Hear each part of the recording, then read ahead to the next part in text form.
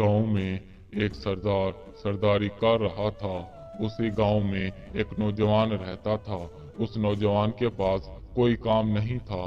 वो सरदार की छोटी बहन से प्यार करता था और शादी करना चाहता था, मगर वो उससे शादी नहीं कर पा रहा था क्योंकि वो उनके बराबर का टक्कर का नहीं था। सरदार को इस बात की भनक भी ना लगी क्योंकि तमाम लोग इस बात को जानते थे।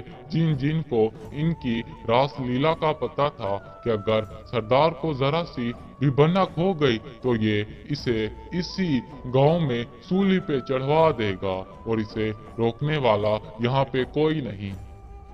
धीरे धीरे वक्त गुजरता रहा।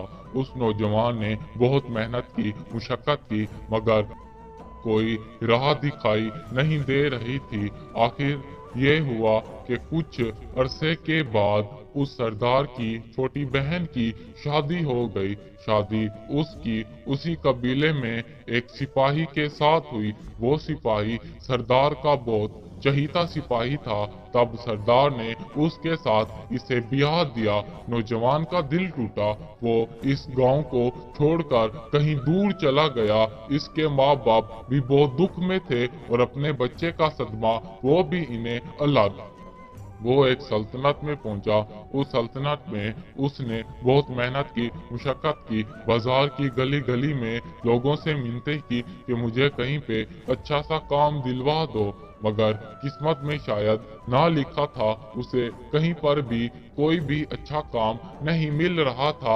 आखिर नौजवान बहुत थक हार गया और नौजवान खुदकुशी करने वाला था कि उसने देखा कि कहीं से कोई घोड़े पर सवार हो के आ रहा है और आते आते वो नीचे गिर गया। उसने उसे देखा, उसे उठाया, उसे संभाला, उसे पानी पिलाया। पानी पिलाने के बाद उससे पूछा, मुसाफिर कहाँ जा रहे हो?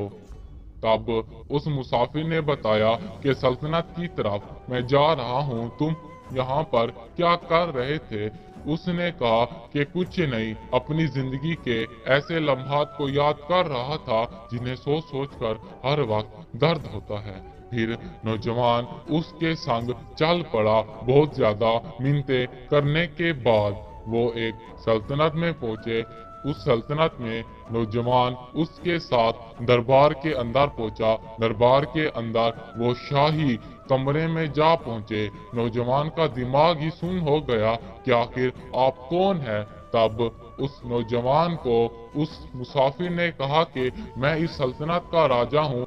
उस वक्त जो मेरी हालत थी, मैं शिकार पे गया हुआ था और वहीं पे रास्ता भटक गया था, जिसकी वजह से 2 से 3 दिन मैं भूखा प्यासा रहा।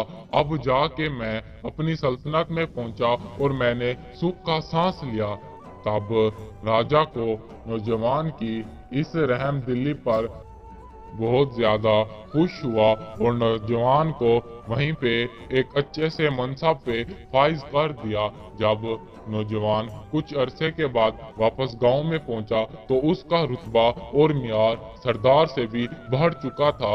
जब भी वो गांव में सरदार के खेमे में जाता जहां पे उनकी अपनी कचहरी लगी होती तो तमाम लोग खड़े हो जाते और वो नौजवान सरदार की मनसबदारी पे खुद बैठ जाता।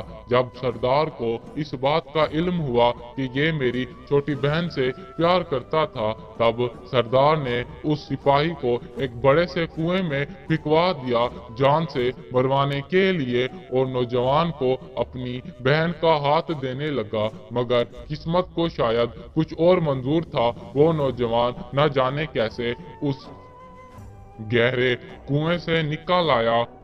जब सारी हकीकत उस लड़के ने अपनी जान बचाकर गांव में आकर की तो गांव में आया हुआ मनसबदारी पर सल्तनत की तरफ से फाइज वो लड़का, उसने हुक्म सुनाया और सरदार की बहुत बेइज्जती हुई। सरदार एक जगह पर जाकर रोने लग गया। वो सिपाही बहुत रहम दिल था। उसने सरदार को बुलाया और उसे गले मिलकर सब कुछ निपटा लिया, ये कहते हुए कि आप हमारे बड़े हैं।